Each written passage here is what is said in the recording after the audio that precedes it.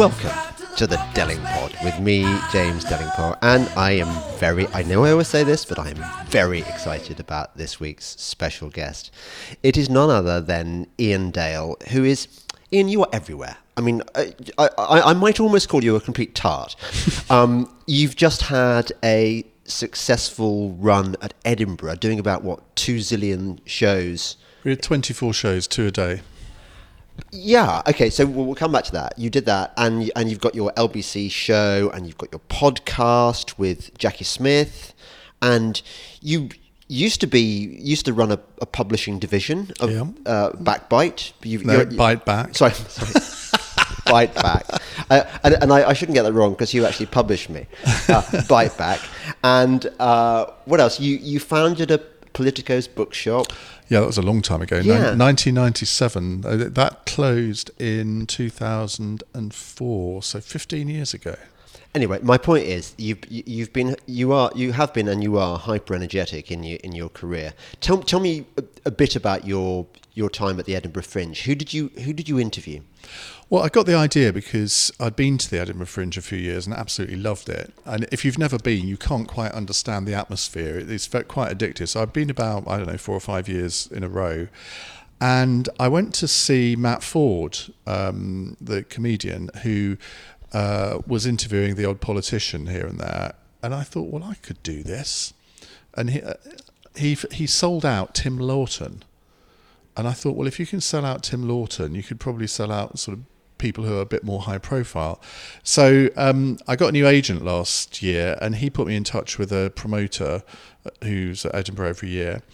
And much to my surprise, he thought it was a great idea. So I put together a guest list, quite eclectic. It wasn't just politicians. It was media people, Kirsty Walk, Fee Glover, Sarah Smith, plus the odd entertainer, Christopher Biggins. I interviewed. You got the Biggins. I got the Biggins. In fact, it was really interesting because he came on my show, I went on his. We did a radio panel thing together as well. And you know how you sort of sometimes you're almost telepathic with someone. You know what they're going to say before they say it, so you can bounce off them. We just developed this immediate telepathy between each other. So it's really, I'd never met him before, but absolutely fascinating character. I'm very jealous of this, not least because I've tried to get him on the show. I mean, is it a sort of gay mafia thing that I can't, get in on? I think that must be it, yes. It's really unfair that, because I once defended the Biggins, the mighty Biggins, in some kind of, spat he'd got himself into. And I emailed him to, come on the show, and didn't get a response. And he's quite bad at communications. He's quite bad at emailing. Yeah. So keep trying, because you'll get there in the end. Same actually goes for David Starkey. 2 years ago, I saw him at the Spectator party, and he kind of agreed to come on the podcast. I see he's done it for Brendan more recently. Maybe he's changed in the last 2 years. Well, David Starkey is one of my favourite people, because you know what you're going to get with David Starkey. He knows the game. He knows what is expected of him. And he was the only one at Edinburgh that got a standing ovation at the end. And he was absolutely brilliant, because he combines being informative, educational, funny, smutty, emotional. He talked about how lonely he was after the death of his partner. Oh. And it was just a fascinating hour, and I suspect we've put all of these shows now on a new podcast, Iain Dale All Talk, and I wouldn't be surprised if that's the one that gets the most downloads, because it was just so brilliant. I'm very surprised you've told me that. I assumed that Edinburgh Fringe is a bit like going to an Extinction Rebellion rally, that not many right wing or right sympathetic people there. So what do you think? Well, you are right in a sense. It's kind of a very... They'd eat me for breakfast. It's a Radio 4 type of audience, and it is it's a bit like literary festivals. Hey. You have to read The Guardian to go to a literary festival nowadays. Surprisingly, I don't get invited to many. Wonder why that would be. The Edinburgh, if you look at the guest list I had, there weren't many Brexiteers among the guests. Now that's because there aren't actually that many high-profile Brexit supporters that you would think would get a big audience in Edinburgh. So people are accusing me of bias. Well, sorry, if you're putting on a show, you invite people who you think will attract an audience, We had the Hamiltons, for example. They are Brexiteers, obviously, but that wasn't the primary reason for inviting them. But I would quite like to. I'm doing it again next year in a bigger venue, so I might have Mr. Farage, because we know how popular he can be in Scotland. Oh, really? So you've got to get security for that then? Well, he would. I'm not sure I would. Interesting. What's the deal on the door? Do you get 50% of the take, or what? How does it work? Well, the economics of Edinburgh are a nightmare, because they showed me the budget, and we had two venues, one holding 150 and one holding 220. And I was told that we had to more or less sell out the whole run just to break even. And I thought, what? Why would anyone do this? And I thought, well, there's no way we're going to sell out every single show. We did sell out quite a few, but not all of them. So I thought, well, the only way this can work economically is if I get some sponsorship, which I then did. I haven't actually had the final figures back, but I doubt whether I'll have made hardly anything from it, even though it was considered a real success. We sold huge numbers of tickets. Every single show, I think, was a good one. We didn't have there was not one of them where I walked off the stage thinking, oh, that was a bit dodgy. Yeah. And the audience reaction was fantastic. And I mean, they want me to do it again in a bigger venue. So clearly, from that point of view, it was a success. But financially, it's a nightmare. You've got a gift that I lack, which is the gift of reaching out to both sides of the political argument. Now, I mean, I think that's a good thing and a bad thing. We'll come to the bad thing in a minute. But didn't you get Burko? Wasn't he one of your? No, I tried. Imagine that. I tried to get Burko. Yeah. But apparently I'd said something disobliging about him on the radio. So instead of doing me, he did somebody else. Did he? Yeah. I hope that show sold. Bear in really mind, I mean, badly. I published his book. I've known him since I was at university, so I was a bit hacked off about that. But that says more about him than me, I think. Oh, interesting. Can you spill the beans on what he was like at university and? Well, he was at the University of Essex. I was at the University of East Anglia, which in those days both were extremely left-wing universities. And well, that hasn't changed much, I don't think. Maybe, but there's a lot more shy right-wingers at these universities now than there used to be. Interesting. But when I went to UEA, which was 1981, there was no Conservative organisation there at all. And I remember going to a debate during the Falklands War, thinking, naively, it would be a debate, somebody putting the government point of view, somebody putting Labour's point of view. Yeah. Not a bit of it. It was the hard left against the soft left. Right. And I just sat there getting really annoyed. Right. And so for the first time in my life, I stood up and sort of contributed to a debate, and I quite enjoyed it. So I said to my friend who's in the next door room, I said, why don't we set up a Conservative association here?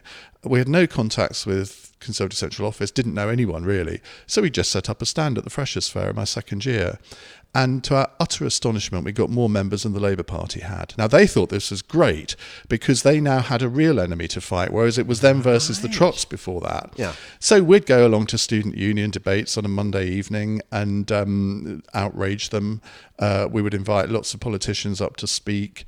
I remember Cecil Parkinson came up once, and 900 people in a lecture theatre came to see Cecil Parkinson. Got standing ovation as we walked in.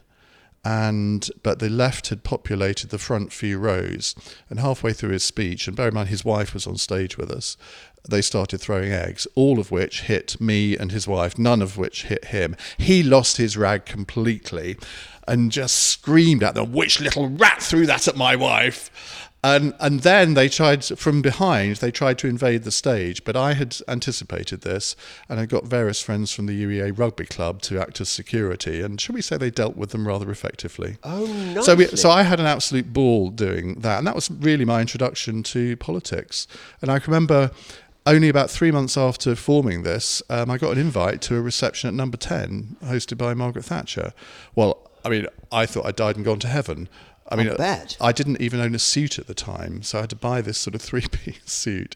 Drove down about 3 hours early from my home in Essex in my yellow Ford Cortina Mark III, and met up with someone in the St Stephen's Tavern, and then sort of went into Number 10, met Margaret Thatcher at the top of the stairs where all the pictures are. She sort of herds you into the room. Well, as she shook my hand, she kind of guided me into the room. And there I stood for 2 hours, basically having bants with the cabinet. Fantastic. It was amazing, and I nearly threw up at her feet because it wasn't wine in a glass, it was whiskey and water, which was her favourite tipple. And just as she walked past, I took a sip of this and literally started heaving. But luckily, I managed to avoid it. What, are you allergic to whiskey or something? Well, I just don't. I don't really drink. Right, okay, right. But whiskey, I just cannot abide. Right. And that could have been a very interesting incident. But of course, if I had done it, she would have been the first to fuss around and say, "No, don't worry," and she would have cleaned it up herself. So basically, from that moment on, you were completely ruined. You were never going to get a proper job. You were always going to end up doing this kind of stupid thing that we do. Because you catch the political virus and it's still there. I think I've got rid of it, and then something will happen that outrages me and think, well, I should get back into politics. But then it goes away again. The other day, I did a podcast with Chopper, with Christopher Hope. And I'm guessing his politics are kind of probably not unlike yours, kind of conservative leaning. I mean, well, conservative, but not where I am. Definitely not where I am. And I remember him talking about... I was slagging off I'm sport for choice here, but one of my least favourite MPs, Jess Phillips. See, I love her. Yeah, exactly. Now this is exactly it, and we come to the crux of one of the fundamental differences between you and me. I am a radical, basically, and you are a conservative. I mean, you are. What does that even mean? It sounds so insulting. Oh well, it's kind of. What it means is I'm a fake conservative. No, it doesn't. It just means you're a kind of squish. You kind of. You don't. Well, it means that I'm not ideological. That's what it means. In that I'm more pragmatic than you probably are. Exactly, and it's that P word. Yeah. Which really upsets people like me. And we should go back in time. You probably don't remember this. Remember the days of Thingy Doughty Street? What was 18 Doughty Street. 18 Doughty Street, which was, I see it rather rudely described on Wikipedia now as a failed internet. Well, it wasn't that. It was a pioneering internet. Well, it was pioneering, but it also failed because it closed after 18 months. So from that point of view, it was a failure. Having said that, it did blaze a trail in many ways for a lot of the things that you and I kind of do now. And it was ahead of its time. It was 5, maybe even 10 years ahead of its time. And if it existed now, it would be hugely successful. I totally agree. It was far too much ahead of its time. And I remember thinking at the time, this is the future.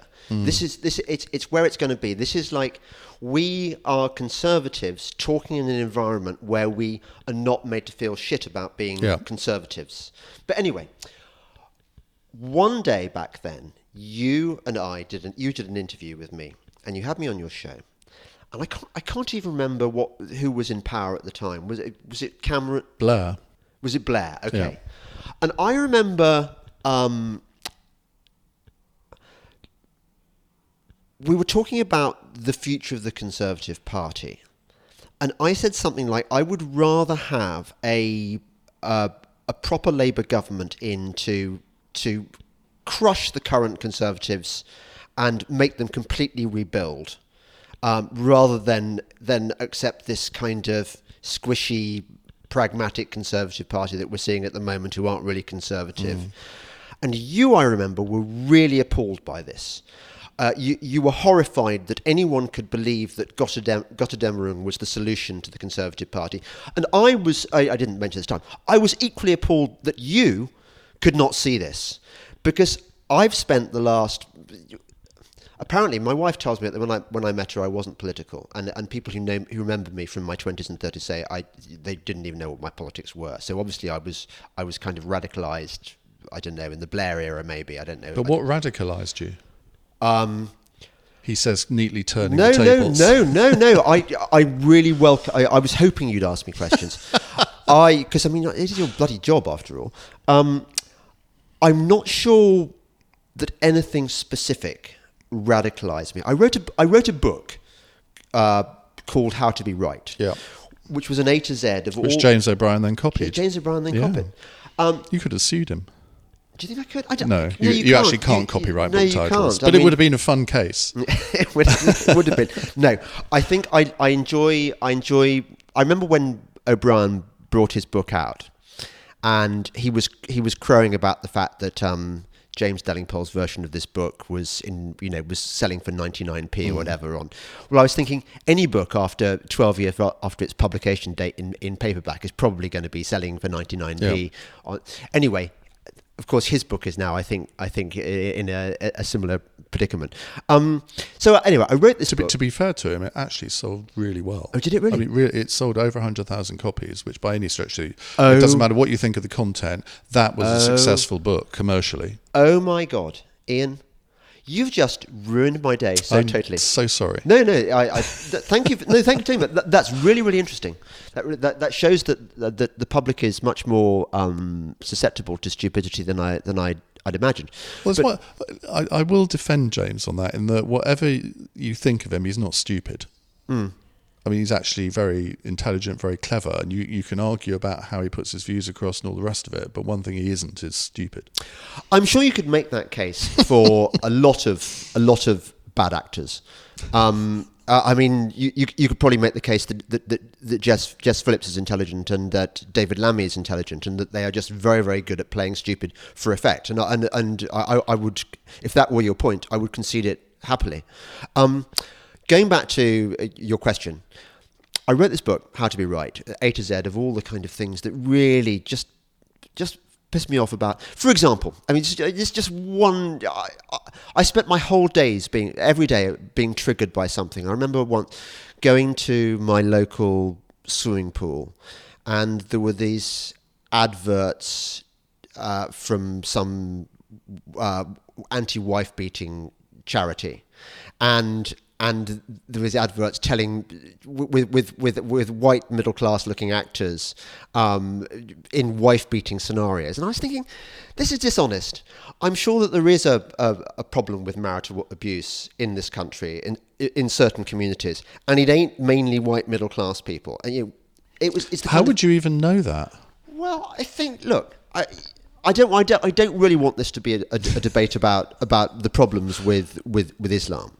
But that would seem to me a fairly obvious example of a religion which its more extreme adherents would be quite comfortable about slapping their wives a bit. First of all, I think, is it 3% or 5% of the population is Muslim? Yeah. So if you look at it in round numbers, you probably have got sort of white people, a vast majority of them. No, I don't mean a vast majority of them indulging in domestic violence, but of the cases, I would say that it probably reflects the population. Right. So I don't see how you could complain about an advert like that. This is you being Iain Dale, classic Iain Dale, taking the kind of the squishy centrist line and not fighting the fight. All right, well, let me give you a more radical point on domestic violence. Then, 25% of domestic violence happens to men. And yet, a lot of these women's charities refuse to even acknowledge it. I remember being on a Sky News pay-per-view with Jackie Smith years ago, and I'd just done a phone-in on this on my show. And whenever I do a domestic violence phone-in, it's predominantly men that phone in, having been victims of it, which actually takes a bit of balls to ring up a radio station and say, yeah, my wife has either psychologically tortured me or physically beaten me up. I mean, not something that most macho men would want to admit in public. But I mean, that is a phenomenon which the left absolutely refuse to acknowledge. Oh yeah, totally. So well, we can agree. We can agree on that one. Isn't one of the Liberal Democrat MPs? Leila Moran. Yeah. Oh, that's the one. Yeah. I'm not quite sure how you can classify that. Should we not go there? Let's not go there. Yeah. No. She's actually a very nice person too. Well, this is the thing. Look. You can be nice and not be a conservative, James.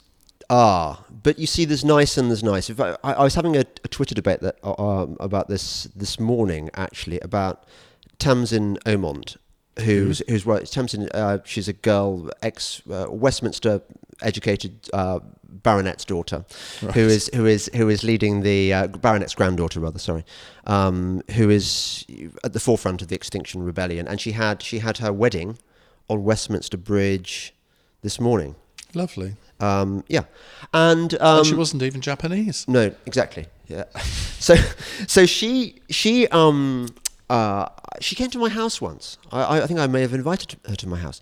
I found her absolutely delightful. She was charming. She's attractive. She's intelligent.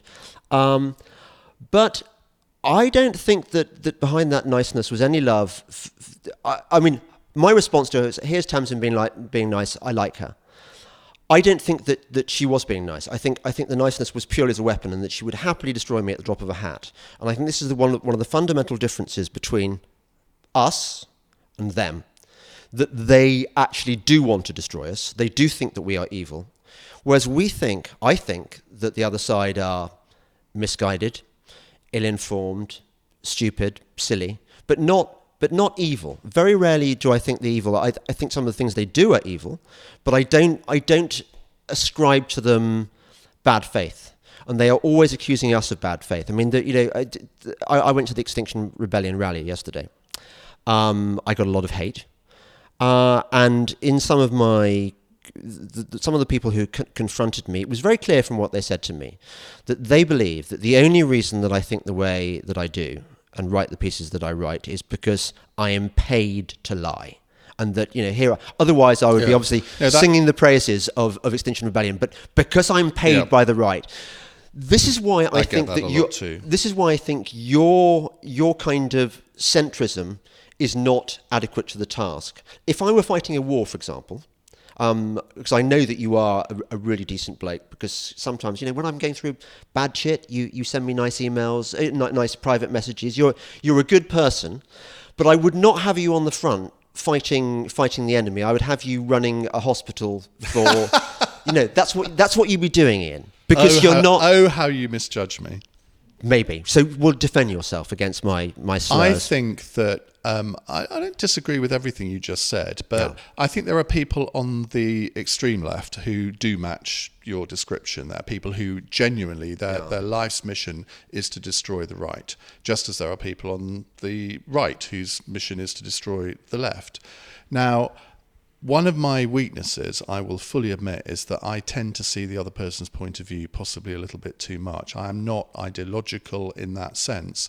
And I do recognise that there are issues where I have changed my mind. I rest my case. Have you not changed your mind over the last 20 years on anything? Yeah, I changed my mind on, I think about the only thing I've changed my mind on is that I was behind Blair's the second war against Iraq, and actually I feel that I was kind of misled on that one. But apart from that, I've definitely changed my views on the idea of kind of neocolonialist military ventures. I'm very anti that now. But that's the only big area I think where I've changed. Well, I've changed my mind on one or two social issues, and it is largely because I've been doing 10 years on LBC. Yeah, and I think. Economically, I would compete with you for being as dry as dust, I suspect. Okay. But on some social issues, I have changed my mind. I'll give you an example. Universal credit, which in theory is a good idea, but the rollout of it has been a disaster, mainly through government incompetence, not necessarily political incompetence. And I've never really bought this idea that you shouldn't criticise civil servants, because actually they're the ones that are implementing government policy. And if it goes wrong, it is because generally, not always, but generally, something has gone wrong in the administration. If you get 3 grown men phoning you up, doing a phone-in on Universal Credit, and all 3 of them, one after the other, cry on the radio, you kind of know that something is wrong. Yeah. Bedroom tax is a good one here, where in theory I can completely get the logic of it. Yeah. But again, that was done wrong. And so that's something I've changed my mind on. I probably, abortion is another one where I would have been, and I was, in the 80s, 90s, probably, and maybe up until 10 years ago, dogmatically pro-life. Now, I have become more pragmatic on that, again, because of the influences, I think, of people I talk to about it. People who've been through abortions, talking about the reasons why they've had abortions. I'm still intrinsically uncomfortable with the whole concept of it. Yeah. But in the end, if you take the dogmatic pro-life view, what you're going to do is actually cause more unnecessary deaths, because women and children because it will always happen. It's a bit like prostitution. You can't ban prostitution. Prostitution has existed for thousands of years and always will. Women will always have abortions, whether it's legal or not. So therefore, surely the responsibility of government and political parties is to come up with a policy that is the least worst option. And that's probably roughly what we've got. I would reduce the term limit to 20 weeks, but that is about as far as I would go. So you can describe that as being pragmatic, lefty, or whatever, but I just think it's sensible. Okay. Without wishing to come across like a complete heartless bastard, which I'm totally not, but you know, if you protest too much, people think, well, of course he's going to say that. I would say that one of the things that the left is very, very good at is finding the heart-rending case, and there always is a heart-rending case, which proves just how heartless and wrong that the conservative position is. So the bedroom tax, I can't remember the exact details, but it was trying to... The purpose of this policy was to try and... What? Remind me. Well, it was to try and encourage people to effectively downsize. So if somebody was living in a council flat with 3 bedrooms and they lived on their own, they would then encourage people to downsize. Now, that's fine if you've then got a supply of 1-bedroom flats to move into. Yeah. And if they had said, well, everyone should have a spare bedroom because, I mean, I'm not going to, obviously it's not a human right, but most people would think, well, sometimes you have people to stay, so that would be a good thing to have 1 spare bedroom. Yeah. If they'd said, if you have more than 1, we're going to sort of increase your rent or whatever, I think there would have been a logic to that. But it just seemed to be very, very unfair. And I know that's always the cry of the left. Oh, it's not fair. Well, life isn't fair. There are some things that are never going to be fair. Yeah. There are some things that are never going to be equal. And in my view, nor should they be. I don't want an equal society. Yeah. I don't want everyone earning the same amount of money. We are human beings. We are all different. And therefore, we'll all have different aspirations. Yeah. We'll all have different levels of education.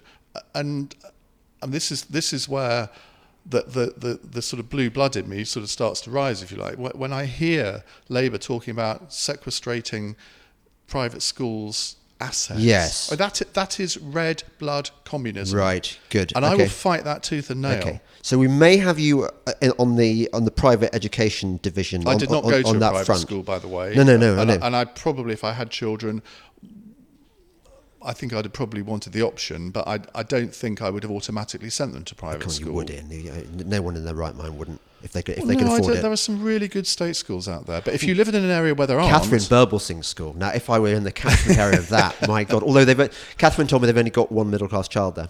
Really? Which is, but great school. I mean... You've been there, haven't you? I haven't been there, but I know. Oh my God! I know her. The staff, we all love Miss Stuffy, but the staff, they are just amazing. They're just like, I mean, I think a lot of them are Oxbridge. They're really bright, but I'll tell you a school that I visited is actually a listener who's a head teacher at a school, or was, in Swanscombe in Kent, so not too far from where I live. She would phone into the programme whenever we were doing education phone-ins, and she was just really interesting. And so she invited me to go and see the school. So I did. And this had been a completely failing school just on the outskirts of Gravesend. Yeah. And she came in and completely turned it round within 2 years. Got rid of virtually all the teachers, bar 3, which we're always told you can't do, but she managed it somehow. And it was a revelation to me. It became an academy. She was the first head. And from having, I think, 17% of the kids getting 5... decent GCSEs, that went up to 65%. Yeah. Now, that to me, it taught me that the leadership of a school is the most important thing. If you haven't got a head teacher who can, the whole place was spotlessly clean. The kids were well behaved. Every single classroom I went into, there was no sort of discipline problems. And she did that, and it has to come from the top. At the podcast live thing, which we both went to at the weekend, I met the head of a primary school. I won't mention her name, but it begins with P. And this woman, whose name begins with P, she was on our side of the argument. Can you imagine being in a primary school? And I said, well, what do you do about all this PC shite that comes your way? And she said, I've been it. I've been everything. And I said, you can do that? And she said, yeah. And I just make it... I indicate to my staff that we're not going to go in that direction. So I found that very encouraging that the people around the country are resisting. Well, I hope they do, because tyranny. I came across. I'm writing a book at the moment, which you will hate, called "Why Can't We All Just Get Along?" Oh, fuck off! Fuck off! How to disagree without losing friends. Yeah, piss off. Yeah, we hate you. I know. Yeah. I'll make sure I have a denunciation from you on the back cover. Yeah, you girly lightweight. Anyway, loser. I've started writing a chapter on climate change. Yeah. Which actually I suspect you will dislike less than most of the other chapters. Okay. And I came across something I wrote in 2013 on my blog, and it quoted a text from a primary school teacher. Yeah. And he said that he views his job as to encourage people to think for kids to think for themselves, to marshal arguments and all the rest of it. And he said they had just been told that they weren't allowed to say anything apart from the fact that all climate change is man-made. Now, think about the implications of that, not just on the climate change argument, but for all other things, where the state is instructing teachers to teach a view. Yeah. Now, I think that's an appalling thing. Yeah. And this was in 2013, so God knows what they're doing now. I'm liking this angry right wing. Iain, am I starting to sort of? Yeah, you're definitely. I know another thing that completely boils your piss, and I don't know why I'm using that phrase. This is twice in the space of a week I've used it. The podcast I did yesterday, I also used that phrase. Just sort of, you know how phrases just come from nowhere, and yeah. Anyway, I would imagine that you feel as angry as I do about the agonies suffered by Harvey Proctor and people like him in that appalling case brought by the Metropolitan Police on the say-so of this fantasist paedophile, and you're the same age as me, and we grew up. I mean, the police had their faults, but I think we sort of trusted the police as the forces of law and order, that they had our best interests at heart. I'm no longer feeling that. Are you? The police are the last great unreformed public service. And there are too many incidents that have occurred over the last 10 or 20, well, you can go back way beyond 20 years, that have led to people losing trust in the police.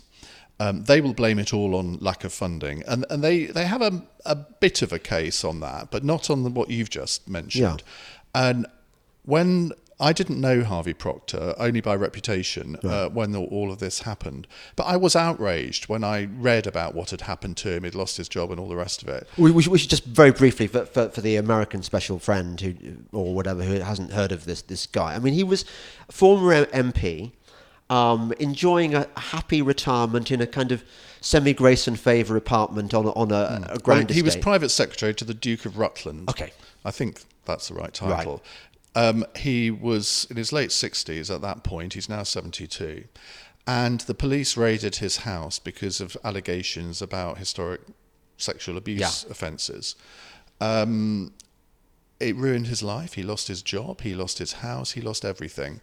Which you don't want when you're in your late 60s. And you probably don't know this, but I was so outraged by this at the time. And I had him on my radio show, and he cried. Now, 60, I mean, this is becoming a running theme of this podcast, people crying on my radio show. 68-year-old man, very proud man, actually. And I launched a crowdfunding initiative to help him. And you can imagine the reaction from the left to me doing that. And I think we raised £12,000, which, I mean, I'm not going to say that saved him in any way, but it certainly helped him through a very difficult time. Yeah. And I was pilloried, friend of the paedophile, Iain Dale, all that sort of thing. Really? Oh, absolutely. And I thought, I don't give a shit what people say, because I am convinced that this Nick is an absolute fantasist. And look, I'm not a detective. I've never solved a crime, but I can detect bullshit when I smell it. And there were cases at the same time that did merit investigation, but this was not one of them. Yeah. And they didn't even look at his computer. Now, I'd have thought that was a fairly elementary thing for any police force to do. But they had been so tarnished by the Jimmy Savile scandal that they were effectively tasked by the CPS? I don't know about the CPS, but certainly by the Commissioner of Metropolitan Police and indeed other chief constables to get convictions almost at any cost. Yeah. And that's what drove this. And it wasn't just Harvey Procter. I published a book by a woman who was married to a man accused of downloading indecent images on the internet. It was called Fit Up. And this guy was a photographer. And I could spend a long time explaining the background to this, but I won't. Suffice to say that after 7 years of being put through absolute hell, the only reason that this guy was not charged was because he then employed a computer, what are they called? Somebody's forensic computer person to look at his computer. And it emerged that at the very moment that he was supposed to have paid to download these actually relatively innocent images, it turns out, at the very moment that he was doing that, he was actually at the altar marrying his wife. Now, what a coincidence that is. But without that, good alibi. Without that, he would have gone to prison. Yes. Now, in the end, I mean, his wife stuck by through the whole thing, but the pressure of it, a couple of years later, they split up. Now, Paul Gambaccini, I published his book. Simon Moore, I published his book. Yeah. And people are thinking, well, why is Iain Dale so on the side of all of these people who are accused of these offences? Is he a secret paedophile himself? That's the conclusion that people draw. No, why I publish these books is because if it can happen to people like them, it can happen to any one of us. Well, yeah, that's exactly it. And part of the reason was I wanted to expose the terrible things that the police did to all of those different people in differing forms and to differing degrees. And I have lost a lot of trust in the police. You look at their lack of ability to even look into what I consider serious crimes nowadays. I think burglary is a serious crime, and yet, I mean, they just chalk them off as, well, we're not going to do anything about it. Whereas words on Twitter will get you... Exactly right. Knock on the door. And I do think that Cressida Dick has a huge responsibility in this. Now, she hasn't been in the job for that long, but she's been in the upper echelons of the Metropolitan Police for a very long time. And we're recording this the day after the IOPC issued their report, an absolutely disgusting, disgraceful report, which has been slammed by everybody, and yet she seems to think that it's fine. Nobody has lost their job over what's happened in the Carl Beach case. In fact, I don't think any police officer has lost their job through any of this. Yeah. It's sort of always, if any heads roll, it's deputy heads that roll. Well, the guy in charge of Harvey Procter's case, he is now Director of Operations for the National Crime Agency. Yeah. Now, if that doesn't cause alarm, it ought to. He's on $240,000 a year, I believe, for this. For his deserved success in dealing with this imaginary crime. The thought came into my mind, as it often does, Priti Patel. I fancy Priti. I think she's. Well, did you watch her conference speech? Because it was basically a 40-minute orgasm. What I mean, for the male viewers? No, that she was experiencing. I mean, I was standing at the back. My producer at LBC said, "Oh, should we go and watch Priti Patel?" And I said, "You really want to?" She said, "Yeah, I do." It's okay if that's what constitutes a treat for you. Mm-hmm. So we stood at the back, and she's not a natural public performer. She's not a natural orator. I wish she'd pronounce her G's. That does bother me. There's an increasing number of people that don't do that, aren't there? Yes. And I don't quite know. Beth Rigby is another one on Sky News. Estuary? Well, apparently it is an Essex thing. Well, I come from Essex. Yeah. I have no difficulty in doing that. Yeah. I mean, people should talk how they like. I think people who have a go at Beth Rigby, I mean, get a life. I mean, if you don't like listening to someone, don't listen to them. But, I mean, you're listening to her because of her political reporting and intelligence rather than the way that she'll pronounce a particular word. But yeah, Priti has got that as well. But when she was talking about sort of my one goal is to abolish freedom of movement, and it was as if she was having, as Vince Cable might put it, an erotic spasm. I must confess I didn't watch the speech, but I just think look, I did a couple of interviews, hangouts with her before she became Home Secretary, and I just thought, she's channeling Margaret Thatcher in a lot of ways, and it's really nice to have an actual Conservative talking about actual Conservative things in the office of Home Secretary, and dealing with stuff. Do you not? She doesn't get you excited? Not massively, okay. No. You see, I think, I've known Priti Patel for a long time, and I've always liked her, always got on very well with her.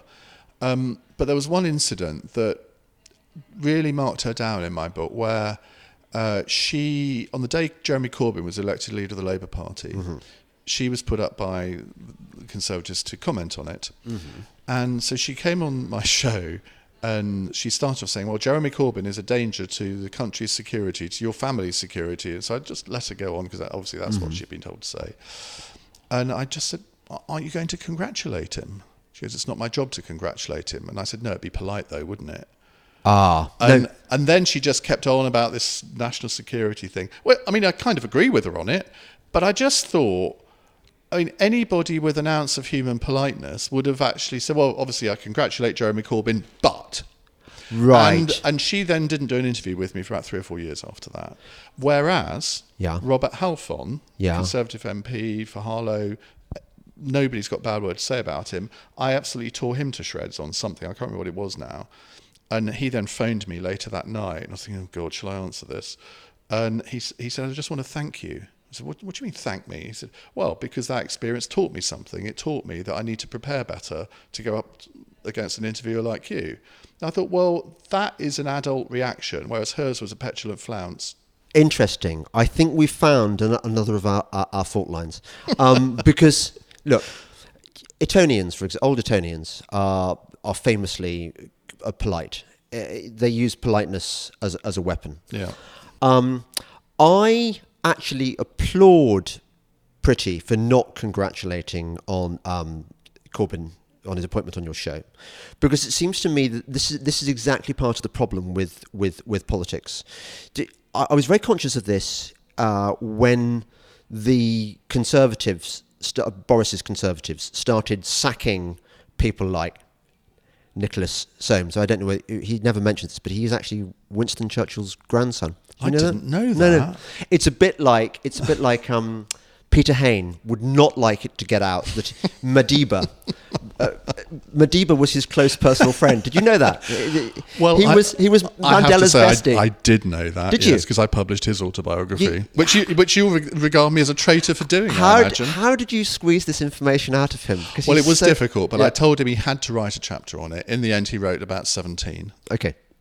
So going back to and this is actually almost the thing that annoys me most in the world right this second, actually. So you've got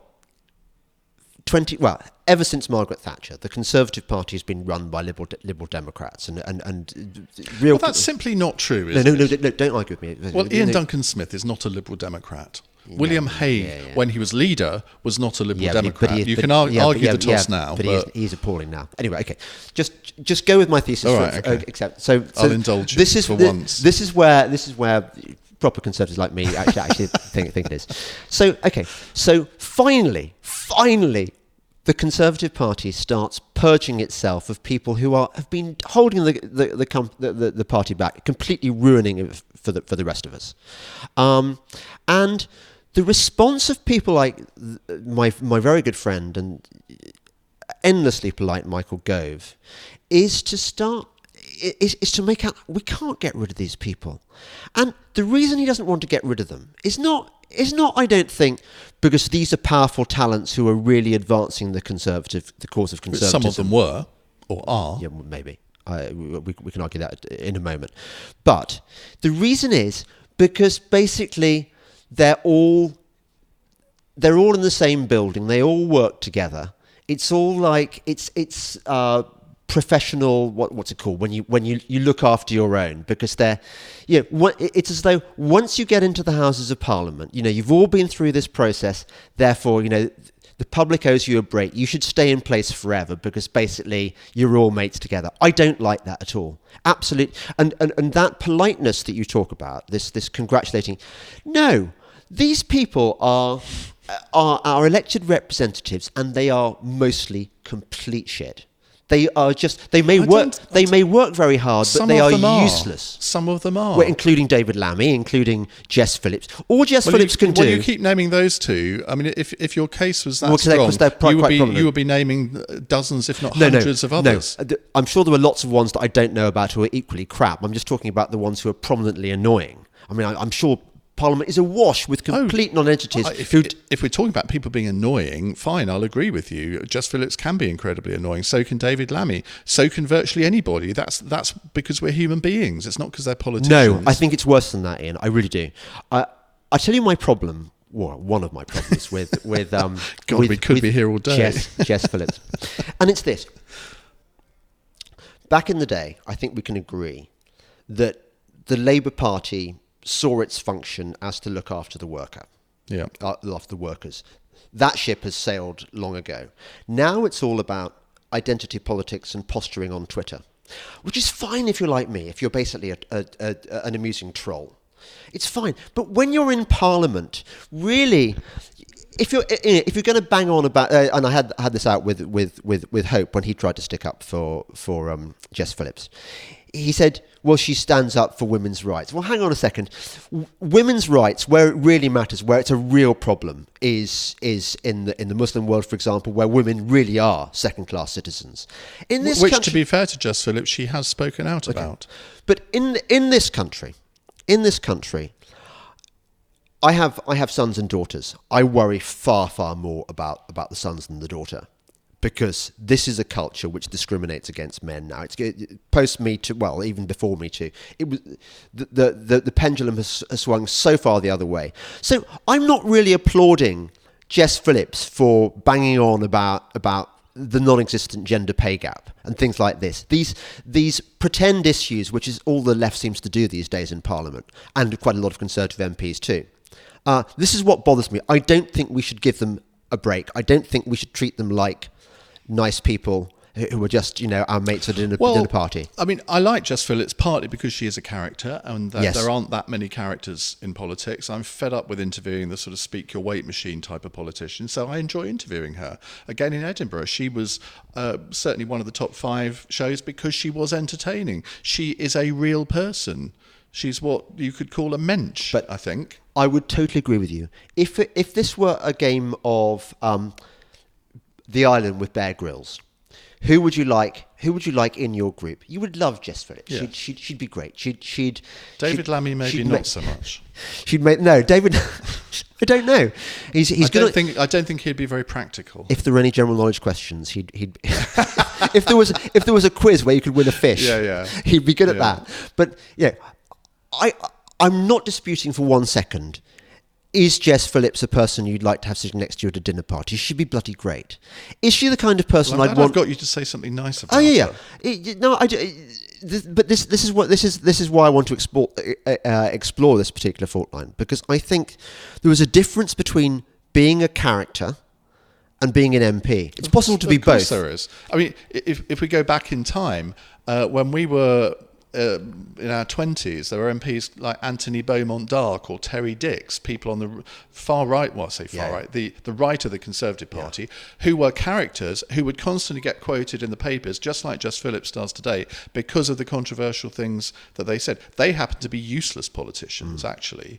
Whereas I think whatever you think of some of her views, she has been quite effective in getting things done. Particularly, I know MPs do things for their constituents, and then there's sort of the national scene. I think she, in her short time in Parliament, she's only been there since 2015, I actually think she has achieved things. Yeah, this is another area where you see I would worry about your brand of conservatism, which is that I think that applauding process is actually a kind of a left-wing thing.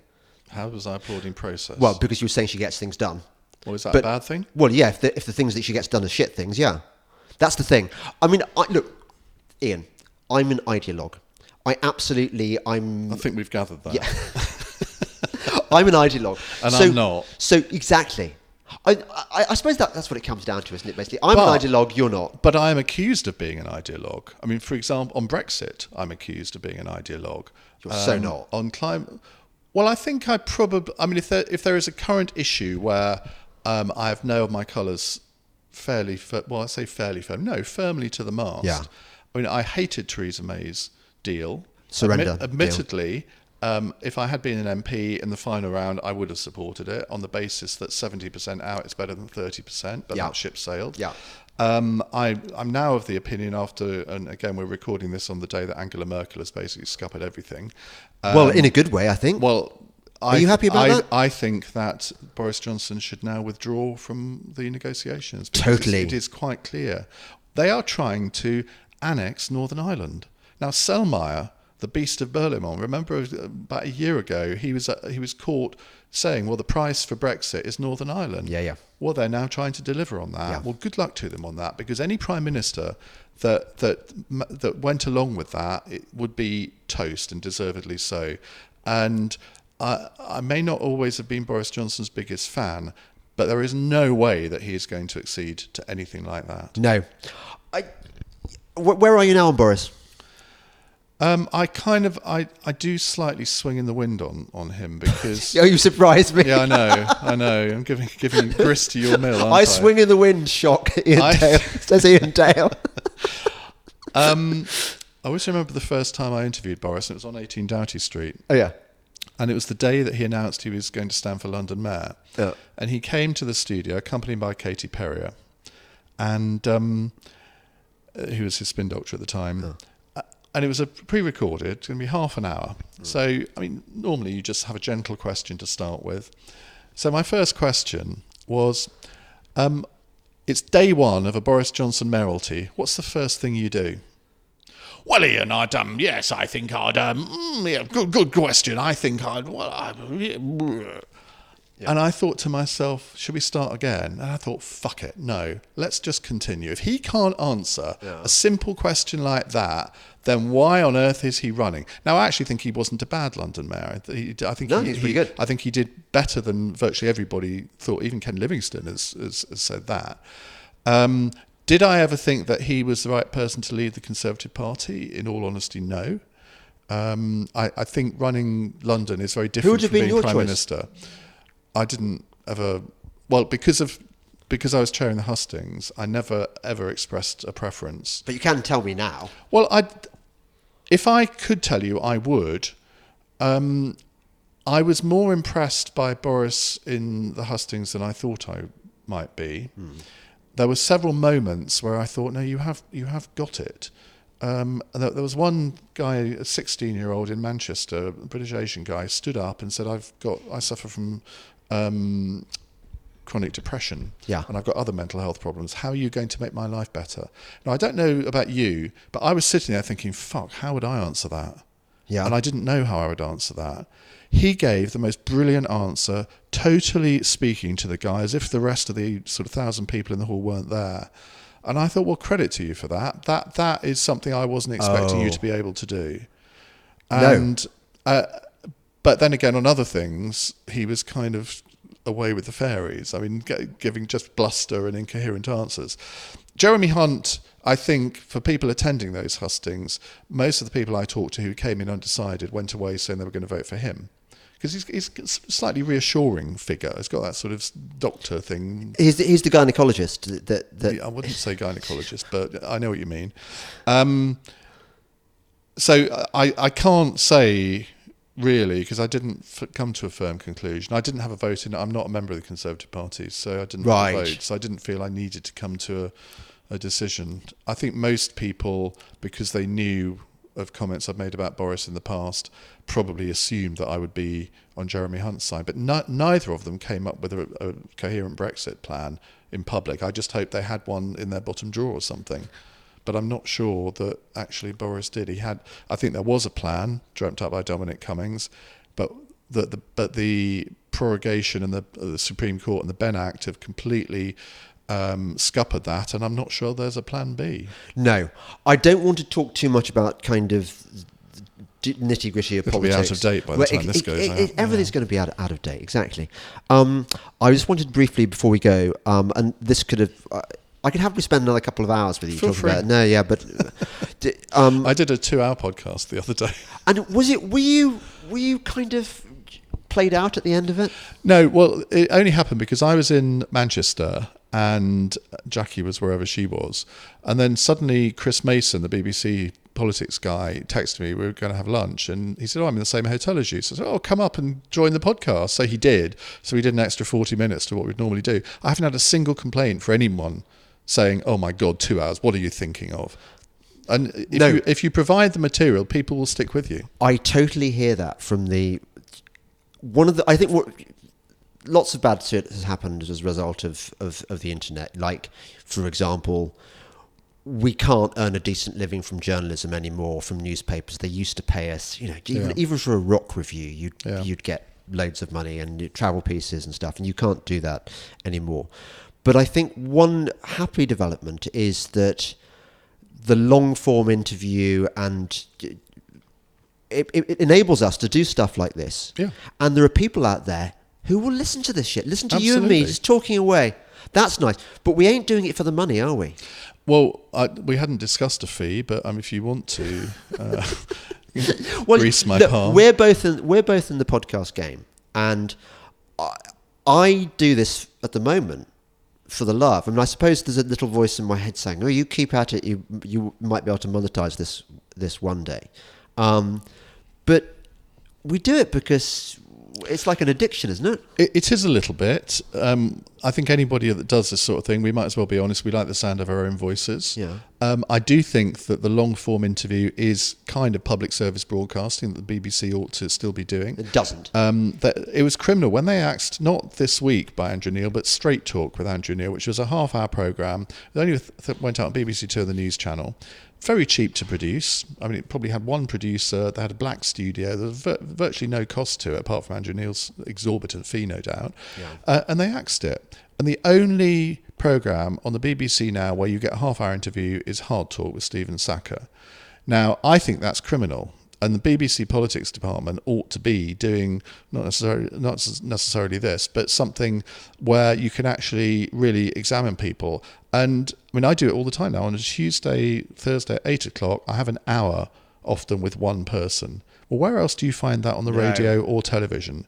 And I find that, I mean, obviously, if a politician goes on there's a day programme for 5 minutes, they know exactly what they're going to say. Whatever they're asked, they're going to trot out the party line. Of course. And it's actually quite boring. I'm reading John Humphrey's book at the moment, and I mean, he recognises this completely, but what can one person do about it within the BBC? So I love doing long form interviews. That's why I do a book club podcast where I can interview authors for as long as I want, really. Yeah. I do these hours on the radio where sometimes we'll take calls, but often it is just me and the other person. And they're not necessarily always famous people. No, ordinary people are interesting. Some of the best ones are people that often people have never heard of. But I know from the feedback I get that people love it. And I very rarely ever get any critical comments about a long interview. No. And I think another thing that's happened, which I think has been good for people like us, is what you hinted at just then, that the BBC is no longer fit for purpose. That I know that I bet you've got a more nuanced view than me, and I don't want to hear it because it's going to be none of your nuance. You don't want to hear it from me yet. I'm your guest. Yeah, I know. Okay. Yeah, but no. But what it will do is it will fill space of you being nuanced when I want to talk to you about other things. That's all. You know. All right. But there are lots of people like me now who, a few years ago, would have given the BBC the benefit of the doubt and thought it was something that you could still treat with.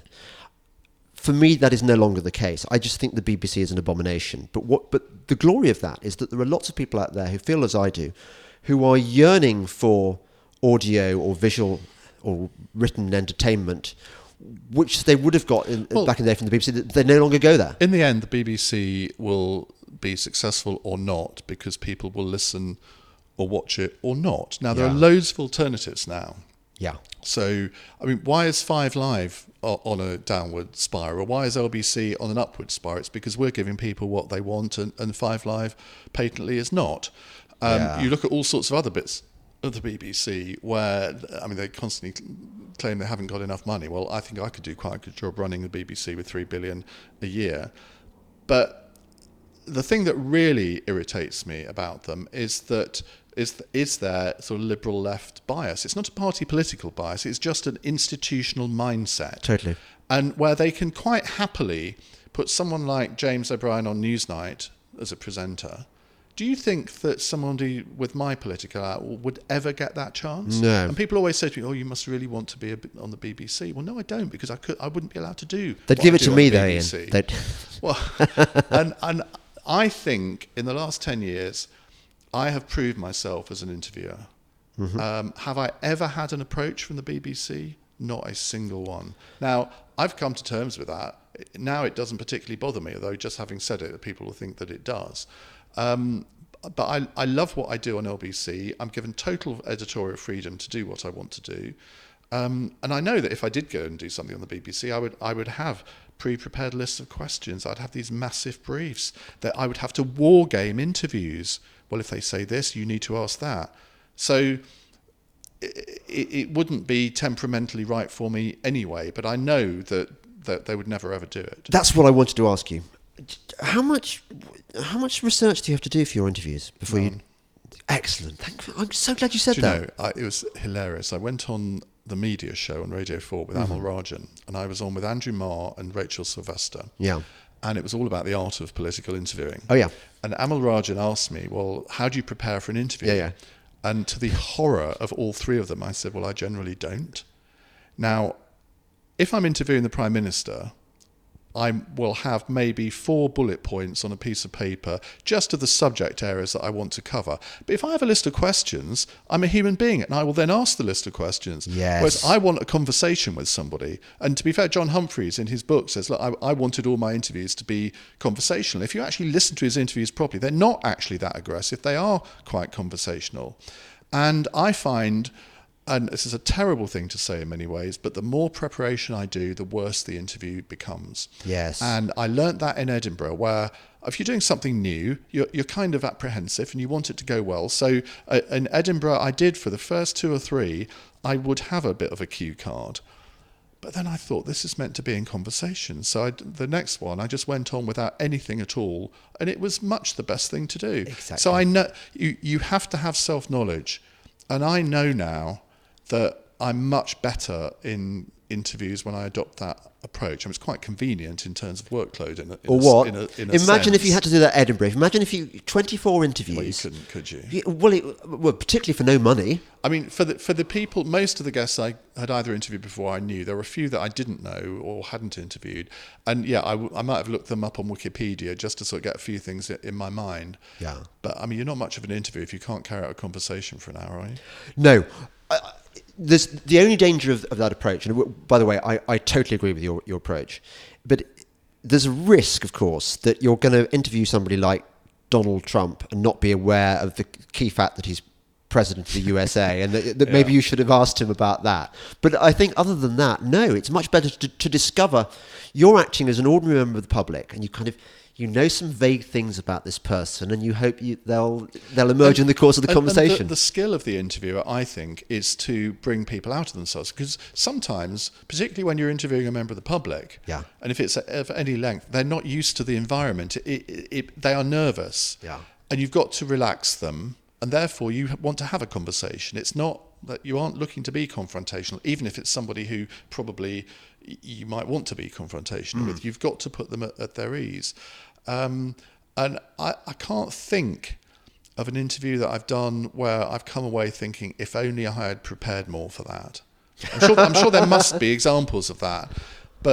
And I often find that if I'm doing, say, a half-hour interview, and there is pressure on you at a radio station like LBC to get a newsline out of an interview. Yes. And I have found on quite a few occasions that the newsline comes in minute 29. Just when I think, oh my God, I've got nothing out of this. I will ask a question right at the end. Whether they're lulled into a sense of false security or not, I don't know. But that's happened on many, many occasions now. I remember interviewing Theresa May in Downing Street, where I was told I had 8 minutes, which I stretched to 12. And at the end of it, I thought this was a completely awful interview because, as you know, she's not exactly the most forthcoming person. I've heard this. Yes. And then, so I was walking up Downing Street with my producer saying, oh God, that was terrible. What are we going to make of that? And they said, what are you talking about? You got 4 golden news stories out of that interview. I said, well, what were they? So they told me. I said, oh yeah. Well, what were they? I can't remember. But I can't, I'm totally useless at judging if I've got a news story in an interview. And generally you do, but it's because I'm concentrating on the person that I'm interviewing. I'm not thinking, oh, that's a brilliant news story. Oh, haven't I done well there? It doesn't work like that for me. Is this my scoop? Piss poor prepared Iain Dale. Iain Dale, busiest man on the media, lazy fucker. Yeah. Well, yeah. No, I love you even more than I did before, Ian. That revelation. I think it's even fantastic. If I am too pragmatic for my own good. Yeah. But look, we can still get along. I felt the same way when I read. Well, that's the title of my book. You see. You are living proof. Okay. I felt the same way when I read... did you read the recent Matthew Paris piece in The Spectator? On what?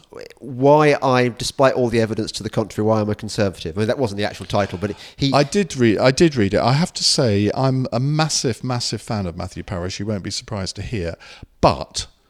in the last couple of years, I cannot read him on Brexit. And that's not because I want to live in my own echo chamber. I find in the same way that Andrew Adonis and Alistair Campbell and people on the other side of the argument, they've all got Brexit derangement syndrome. Totally. And I find I do not want to read what they've got to say on it. Yes. Which I hate myself for in some ways, because I ought to be reading them. But Matthew, I don't know. Do you have any theories on Brexit derangement syndrome? Because I've noticed this, that certain figures who one had come to treat... I mean, I was a massive fan of Matthew. I used to do radio shows with him, as a guest, obviously, and I found him delightful company. I still think when he writes an article on a subject not about Brexit, his home in Spain or whatever, he writes beautifully. Oh, no, absolutely. He's just absolutely fantastic. And I don't know about you, but when I read him and many other columnists, I think I could never write like that. And I've always had... I never think that. Well, I do. I don't enjoy writing particularly, and I've never felt that I was a very good writer.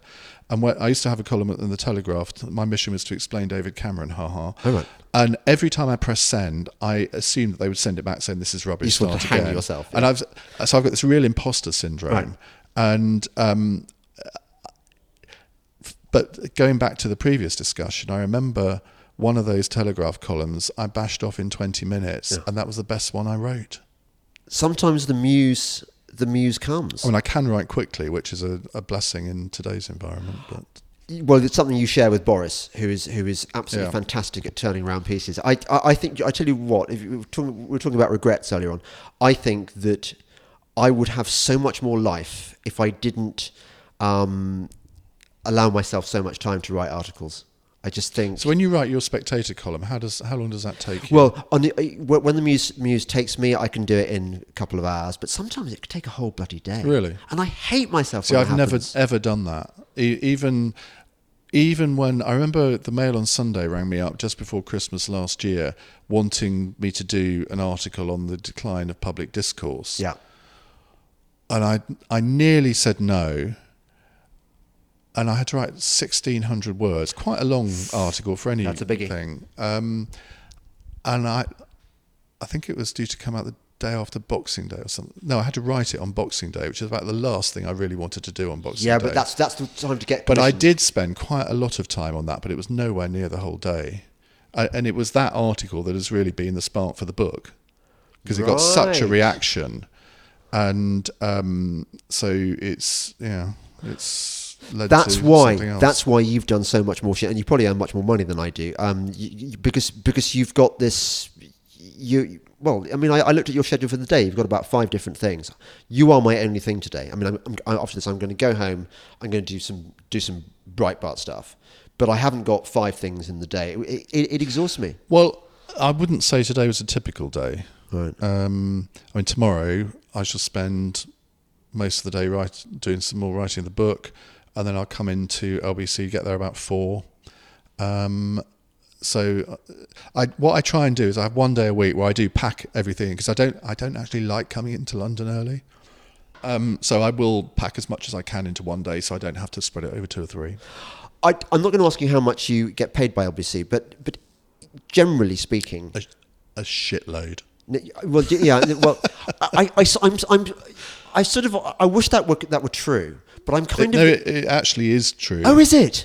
Oh, okay. And I don't say that to boast in any way, shape, or form, but it's the job that I've enjoyed most in my life. Yeah. And the one that pays best. And the one that pays best. So what's not to like? Okay, I so want a job on talk on talk radio. Because we need many more white middle-aged males on LBC. I don't play that identity politics game. I think you see there you are again. No, you are they. betraying your Nor appalling. do they. Yeah, I'd never get a job on LBC. And I was at talk radio. There was a stage where they were what's that? One of their guys was like really mad keen on my stuff, just loved the podcast, loved everything, and he was wooing me, and then it went quiet, and I'm convinced it was Elizabeth Murdoch. Is it? Does she have control? No, Rachel. No, that one. Sorry, Rachel, not Elizabeth. Rebecca Brooks. Yeah. Who, for some reason, I'm guessing maybe She must be a neighbour of yours. No, I live in the poor man's Cotswolds, which is Northamptonshire. So I'm not. But I suspect that because she's mates with Dave, and I once dissed Dave, or I have dissed Dave, and because probably she thinks bollocks about the environment. I'm guessing. Well, that may well be true. She might have mixed it. In some ways, you ought to be a speech radio dream because you are a controversialist. I am, I think. And you would provoke lots of calls, which, let's face it, talk radio need because they don't get that many. Yeah, no, I think I'd be really, really good. And also, I think I would really deserve lots of money. I just think, because seriously, I don't have enough money and I need it, Ian. So I'm snap. Yeah, I'm envious of you. I think we should stop talking now. Because I want you back, and we can just digress another time. Thank you for where else can we have this type of conversation? I know. Maybe I should have you on my radio show for an hour. Yeah, do it. But one thing before I go, and I've been warned about this so many times, and I never do it. Hello, special friend. Please, will you subscribe to this podcast? I never remember to do this. Subscribe. Say it, Ian. Tell them to subscribe. Please do subscribe to the Delingpod because you know it makes sense. Exactly. Some of the time. Don't forget that I'm soon going to be selling when I can get my act together and sort out the words to go on my website. I'm going to be selling badges like the one that I'm going to give to Ian right now, which is. Ian, are you all excited? Well, I am very excited. Yeah. You tweeted this earlier, and people keep thinking it's a Sinn Féin badge. Do you, or sad fuck?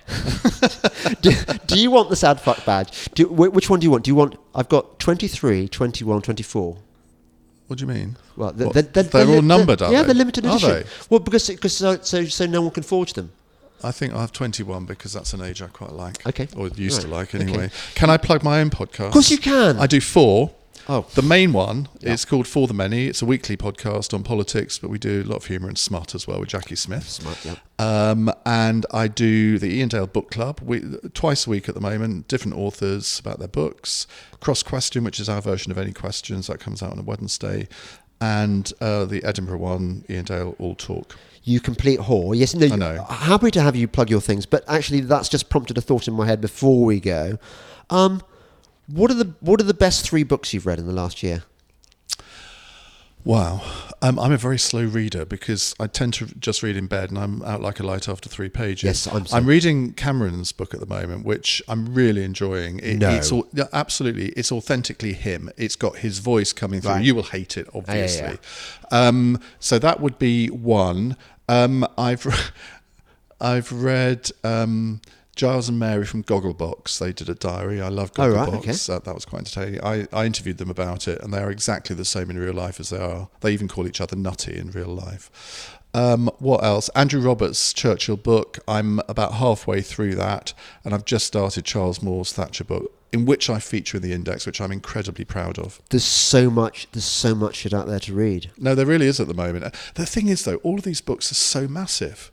They're all 700,000 pages long. So Douglas, for me, to his credit, he's written quite a short one.